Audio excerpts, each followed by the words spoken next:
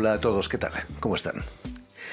Todos en la vida hemos pasado momentos difíciles, pequeños accidentes o quizás grandes tragedias. Pero una vez superados, esas experiencias pueden convertirse en algo fértil e incluso positivo. Es el caso de nuestra invitada de hoy, la dibujante de historietas argentina Sole Otero, quien acaba de inaugurar aquí en París una exposición de su trabajo en la Galería Artivistas.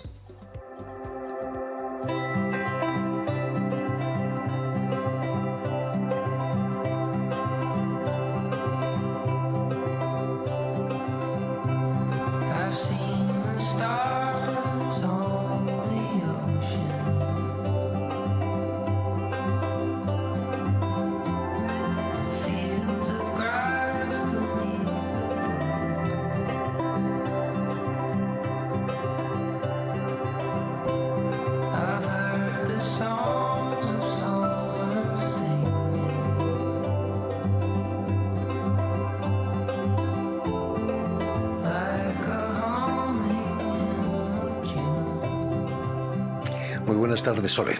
Buenas tardes. Bienvenida a Radio Francia Internacional. Gracias. ¿Es cierto que la ruptura con tu pareja de la época te llevó a dibujar tu primera novela gráfica, Poncho Fue, publicada en Argentina, pero también en España, allá en el 2017? Sí, creo que hacía años que quería hacer una novela gráfica, pero me pasaba un poco que no lograba como mantener el interés en un tema.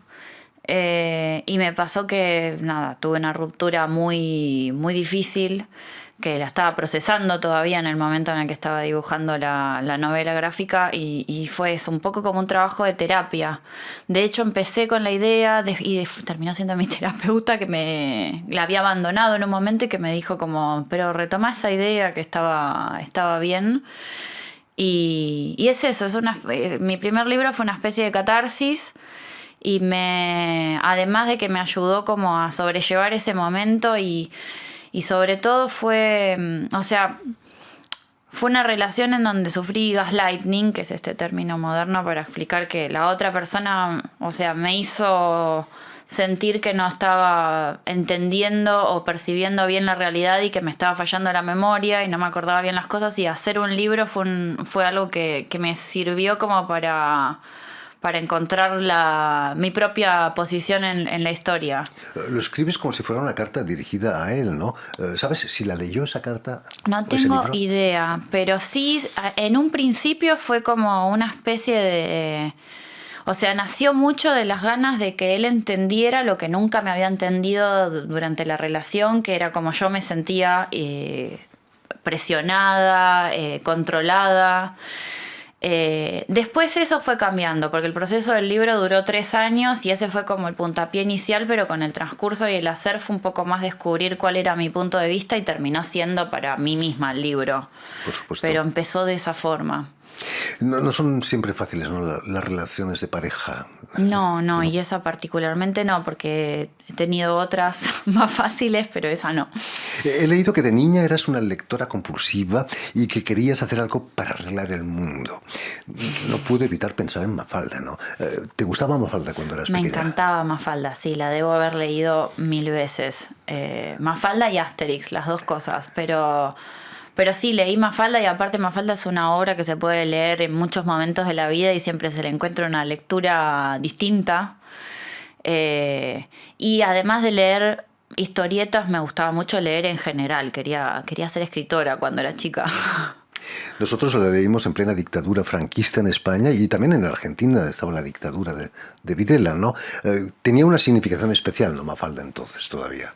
Sí, igual, bueno, yo nací en el 85, así que para cuando yo nací en democracia, cuando yo la leí fue como, en la primera lectura en la que hice de chica no entendía todavía ese contacto que tenía con la dictadura, todas las tiras de Mafalda, y eso es parte de lo que fue interesante para mí, que fue como volver a leerla una vez que ya entendía más la historia y encontrarle nuevos sentidos a todas las cosas que contaba Quino. Es un poco como tus dibujos, parecen dibujos para niños, pero son para niños adultos, ¿no? Realmente. Sí, que también eso tiene que ver con mi trayectoria de venir de hacer ilustración infantil. Durante muchos años trabajé sobre todo como ilustradora infantil y siempre hice historieta igual, pero mi trabajo era, o sea, remunerado era la ilustración infantil.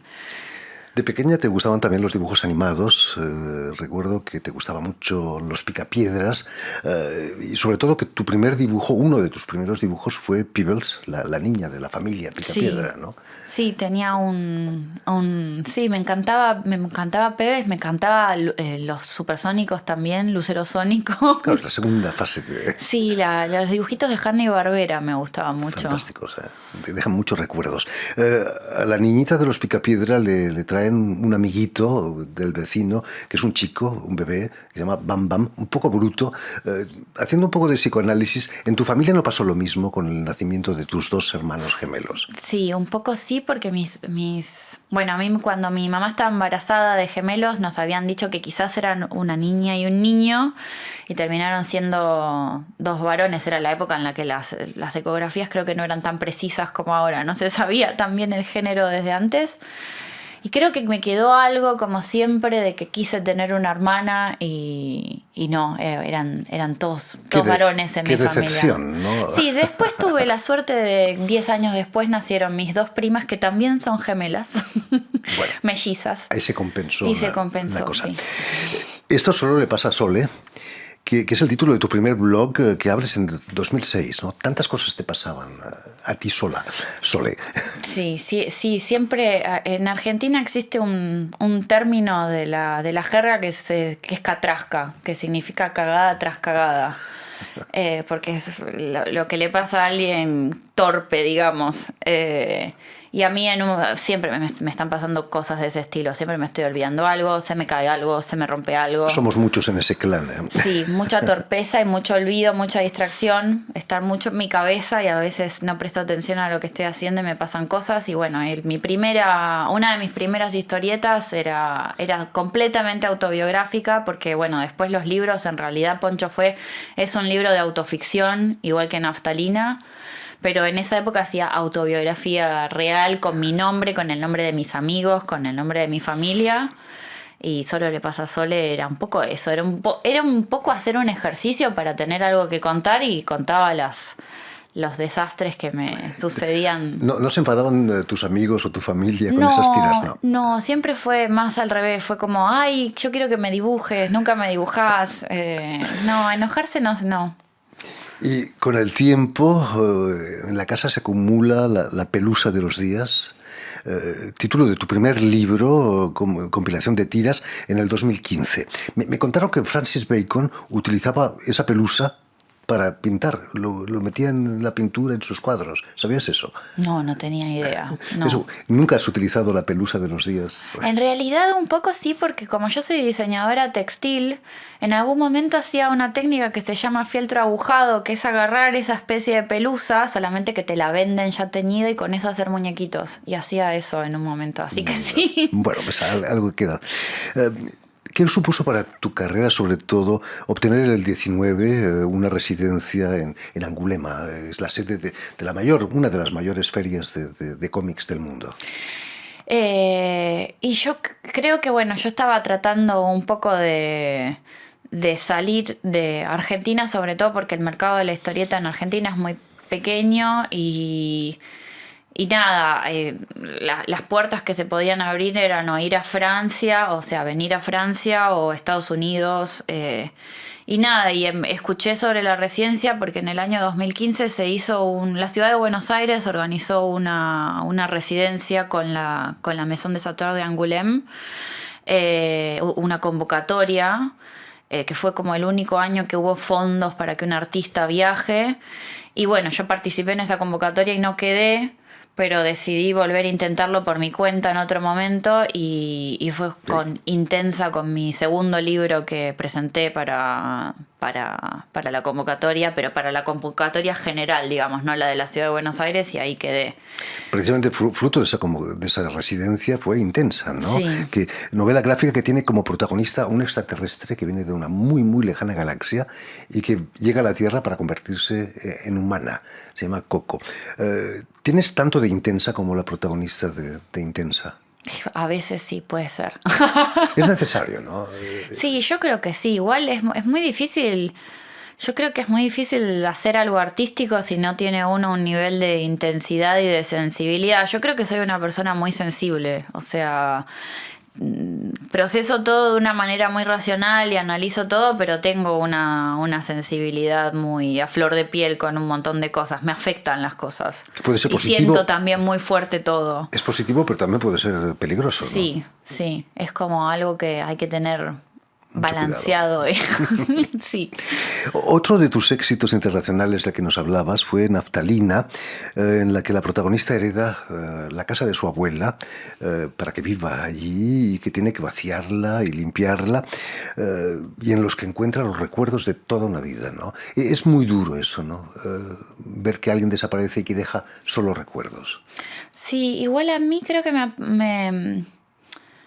es como una sensación un poco agridulce igual también, porque depende, bueno, de cómo haya sido la vida de esa persona, pero en un punto también creo mucho como en el término portugués de saudade, de como mirar de tener como una melancolía un poco feliz también sobre la vida de la otra persona. Y bueno, igual Naftalina justamente es un libro que habla un poco de alguien que tuvo una vida muy difícil y que no logró tener ese buen recuerdo, pero bueno, es como un poco el trabajo de recuperar algunas cosas para sanar ese vínculo o esa, no sé, hacer un poco esa constelación familiar, tratar de entender por qué las cosas fueron de la manera que fueron y tratar como de corregir ese rumbo.